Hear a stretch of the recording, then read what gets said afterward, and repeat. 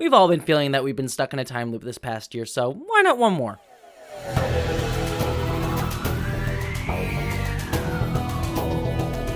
Hello interwebs, I hope you're all doing well because it is finally time for me to finally review the Doctor Who New Year's 2022 special, Eve of the Daleks. Sadly been missing those Christmas specials, but what are you going to do at this point? Chris Chibnall's just on the New Year's special roll, and that's what we're going to do. But before we get started, just to address a few elephants in the room. Number one, the elephant over there is named Jeff. Number two, as you can probably tell by the sound of my voice, I have a little bit of a cold. I'm a little bit sick right now, and that is why I was delaying reviewing this episode, as well as the fact that I had a friend visiting. We were both actually kind of sick together. I know what you're all thinking. I don't know for sure if it is COVID or not. I'm hoping it's just a cold. My friend did some at-home tests, and they were negative for COVID. I have not been able to get a chance to get an appointment to get a COVID test. I've been trying to. So not 100% sure. Might be COVID, might not be. I'm hoping it's not because my friend had the same thing as me, and she tested negative with an at-home test. So we shall see. But don't worry about me. I'll let you know if it is COVID, but even if it is, I'm doing fairly fine right now, other than like a little bit of a fever and a raspy throat, and it's been going on for a few days now, so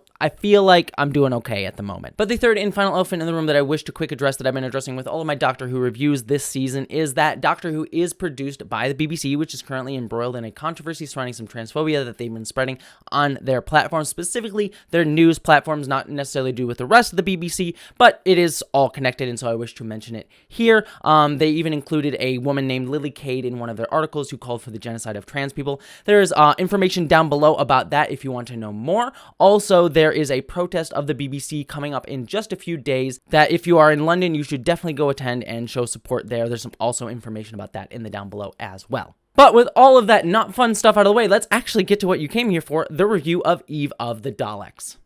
I hope you don't mind. I'm going to have some tea with me because my voice is just not enjoying me right now for this review. It's orange tea. It's got vitamin C. It's good for me. It's helping my immune system. Anyways, so Eve of the Daleks. Yet again, we have another New Year special featuring a Dalek as the primary antagonist, which, you know, it could be seen as unoriginal. It kind of is a little bit unoriginal, but at this point, I kind of enjoy that, sort of feel that there's like this trilogy of Dalek specials that Chris Chibnall has given to us. And to be fair, I liked the first one.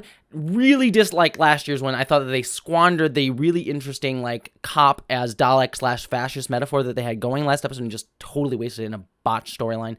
This episode, I will say, is probably my personal favorite of all of the New Year specials that Chris Chibnall has done, which, especially coming after the mess that was Flux, which, to be fair, is not entirely Chris Chibnall's fault, given that he had to do it during COVID and had to do rewrites and add episodes and things like that. I don't put it all on him, but I do put a lot of it on him. I will say, having come off of that, this episode is a much stronger one, and I was very, very pleased to come out of this one actually saying, like, oh, this one was actually good. Like, no caveats, no like, oh, it was good for the level that Doctor Who's meant. It's like, no, I actually had a really enjoyable time with this episode, which, you know, I think is, it's not a high bar, but it's a bar that Doctor Who hasn't really always hit this past few years for me. So I'm going to give it as a win. The first thing we have to mention why this works so well is, number one, the guest stars. Aisling B, and I believe it's Johnny Salmon. Apologies if I said his name wrong, but Aisling I actually know from the British series Taskmaster, where she's hilarious on it, and she brings that same exact energy to this entire episode as Sarah, the sort of like, I don't really give a crap, but there's kind of a little bit of a heart of gold underneath me, but I'm sort of like just a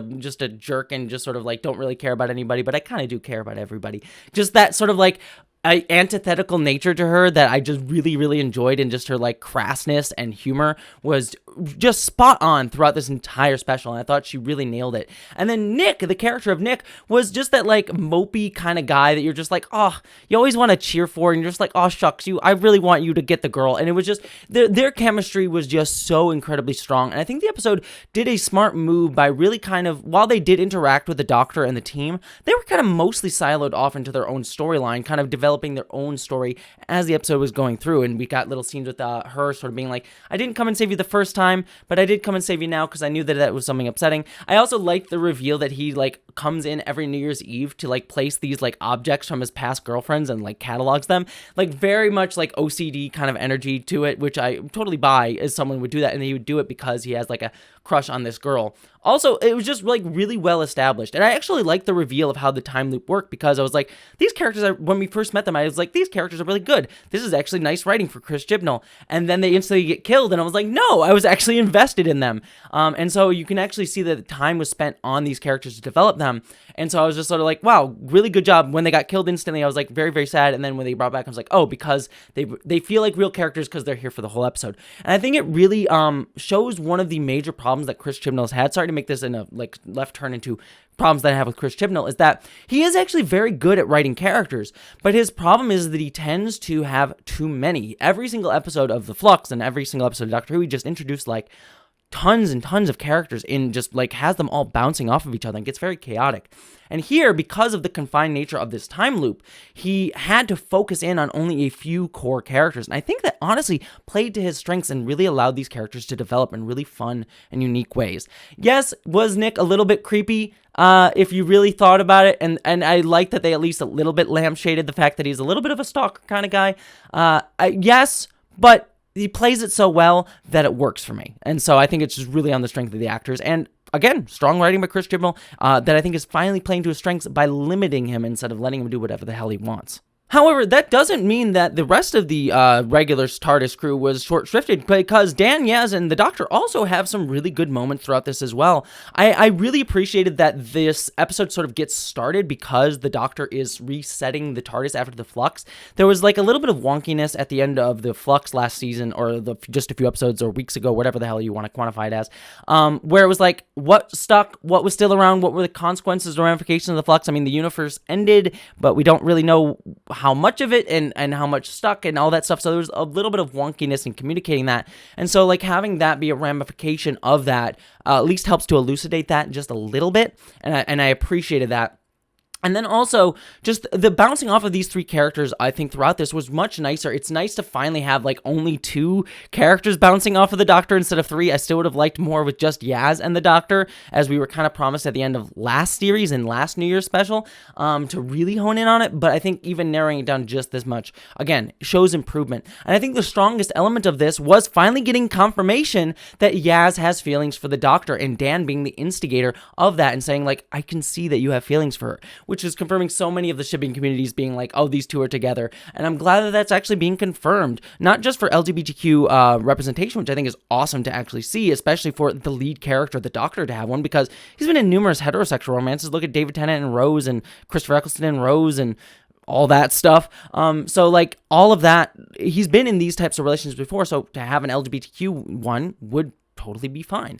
And so I think that is awesome. But I also just think it like actually gives Yaz something to build off of as a character, which is kind of nice. And I like that the Doctor just does not address Dan at all when he brings it up. And so I think that this is actually the strength. Again, not just representation, though I think that's wonderful.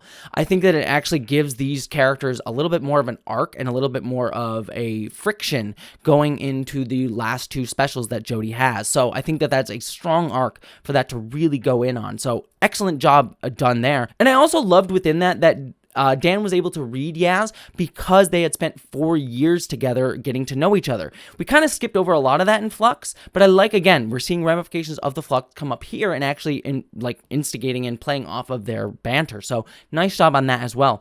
The other thing too that I really, really enjoyed was the Daleks are angry at the Doctor. The reason that the other thing, too, speaking of the Flux, is the reason that the Daleks are after the Doctor in this episode is, again, a ramification of the Flux season, where the Daleks are pissed off that the Doctor basically genocided the entirety of the Daleks. And she makes a point, it's like, yeah, that was a Sontaran plan that I kind of co-opted, but this is something that I think a lot of us had a problem with. I mentioned it in my review, and I think a lot of other people did, that the Doctor basically was complicit in genociding the Cybermen, Daleks, and the Sontarans. And again, I don't love that choice for the Doctor, and it being kind of lampshaded here is still like, I still kind of have a problem with. I feel like other Doctors would not have allowed that to happen, but we'll let it go aside. At least, if that's the choice that was going to be made, I at least like it being brought up, though it is a little bit like negated and blown out a little bit by the fact that it's like, well, there's still Daleks around, so like, you didn't kill all the Daleks. I mean, there's still some, and they'll still pop up whenever we need them to, because that's how TV shows like this work.